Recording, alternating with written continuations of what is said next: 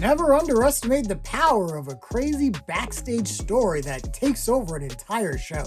So I won't get into the details, but people are losing their shit over a tweet Corey Graves made. He wasn't at the NXT announce booth this week after being part of the NXT team last week, but we'll see what happens. But this week's edition of NXT took place from the Capitol Wrestling Center in Orlando with the fallout of the game-changing New Year's Evil event in the rearview mirror, where we crowned a brand new NXT World Champion Oba Femi, a brand new NXT Women's Champion Giulia, and a brand new NXT Heritage Cup Champion Lexis King. We are on the road to Vengeance Day, and this new era needs new challengers, and also the tag team titles were up for grabs. We kicked things off with the ruler, the new NXT World Champ Oba Femi, to kick game about destiny. And he's the dude who could use a legit throne in the middle of the ring to cut a promo like fucking M'Baku from Black Panther coming to life in WWE. That would be pretty badass. You're welcome, Triple H. This brings out NXT North American champ Tony D'Angelo, and to be honest, I forgot he was even the North American champ. But they teased a continuation of their pretty wild feud in which the Don has a leg up on. And Oba 2 belts is something I can get behind if they ever do decide to go with a champion versus champion feud. Ridge Holland made his way though to make things about himself as he does, and we got a brawl between the Don and Holland as Eddie Thorpe jumped Oba with a strap. And Eddie, you don't want to use any international objects on the ruler, do you? Boy, do you want to die? Ethan Page, truly leading into his smarminess, basically called out the locker room for their alleged jealousy that he shared screen time with The Rock on his visit last week. Dante Chen got into Page's face. And hey, it's the world of pro wrestling. It is the one profession where workers' comp means jack shit. Next up was the match between Stephanie Vaquer and Shotzi for the #1 contender spot for Fallon Henley's Women's North American title, and whoo boy, let's talk about this. Vaquer and Shotzi would trade forearms, and we would get a sweet back and forth before JC Jane would come out for a distraction, allowing Fallon Henley to smash Vaquer in the back with the title, and Shotzi would roll the Chilean goddess for the surprise victory. I had a lot of fun with the match, and I actually liked the surprise result. This was a hit for me, and I knew once the finish came that people were going to be like, Stephanie Vaquer has been buried and has been jobbed out. 1.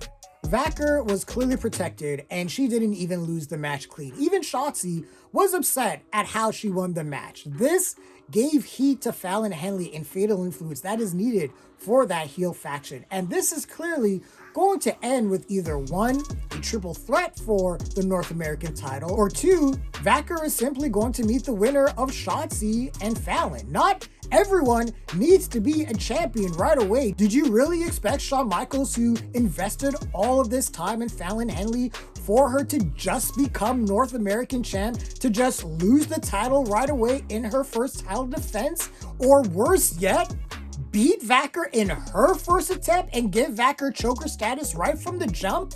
Make the math make sense. Rant over. We had a segment where Kalani Jordan got a pep talk from Zarya, only for Cora Jade to get a hard slap from Kalani for her troubles. Next up, Mr. Stone probably shed a couple of pebbles as Oba Femi scared the man into agreeing to a match with Eddie Thorpe next week. Next up was Ethan Page versus Dante Chen, and Page destroyed Chen in less than a minute. On the Sid squash scale, I would give this a 6. Post-match, Page crushed Chen's leg with the steps. Javon Evans then took an L trying to make the save. Patrick Bateman, Ethan Page? It's growing on me. There are many things in wrestling so far that has given me joy, but the look Oba Femi gave to Dion Lennox when he promised to fight him in the ring one day was peak comedy. Also in the back, Rizzo and Izzy Dame are not picking up what Sean Spears is putting down, while Ashanti the Adonis and Carmen Petrovic hook up. NXT is turning into The Office and Days of Our Lives. We got a quick look at Giulia winning the women's title last week, while DIY appeared to scout the NXT tag title match between Fraxium and OTC. Up next, we had the tag team match between the Unholy Union, Alba Fire and Ilsa Dawn against Metaphor for a shot at the women's tag team titles, and these ladies worked hard to get the NXT crowd into a match where, while the Unholy Union did their thing, this really felt like a showcase for Lash Legend, who looked like a killer out there. And this match ended with a sweet-ass finish where Metaphor caught Alba Fire in a wheelbarrow faceplant running cutter combination reminiscent of the Heart Attack for the victory. And this was a high hit of a match for me, again seemingly showcasing Lash Legend, who I have to admit has really improved over the past couple of years. And is the endgame her getting some gold? We'll find out. Brent Sinclair and Charlie Dempsey demanded a rematch from Lexis King for the Heritage Cup, but before Ava could accept, she had to break up a brawl between Ridge Holland and Tony D'Angelo.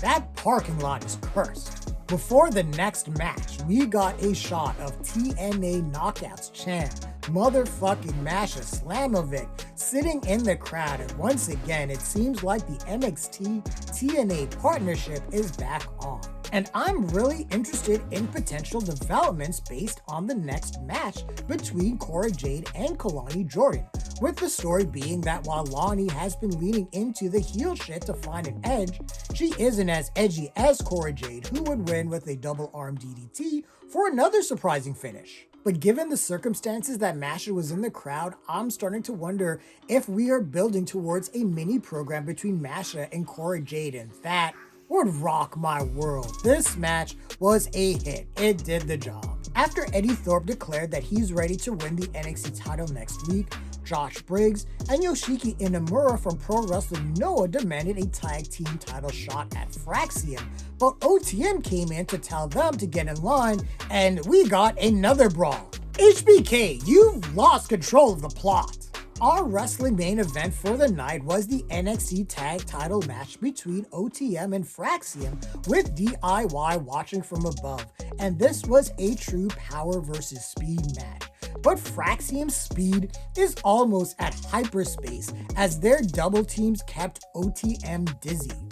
OTM tried to use their brute strength and Fraxium's continued internal friction against the champs, but a frog splash to Nima Rock through the announce table led to the golden ratio for the finish to retain, to the delight of the World Tag Team Champs DIY.